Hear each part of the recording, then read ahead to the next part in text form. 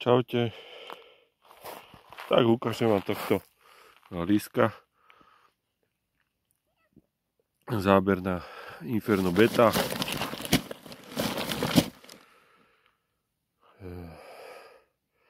Teraz nemám loďku ani čo, zakrmujem len s raketkou, takže je to dosť namáhavé. No ale podarilo sa za hodinu dostať takýto záber. Ťahal jak rušeň, takže sa veľmi teším a idem opustiť do vody. Trošku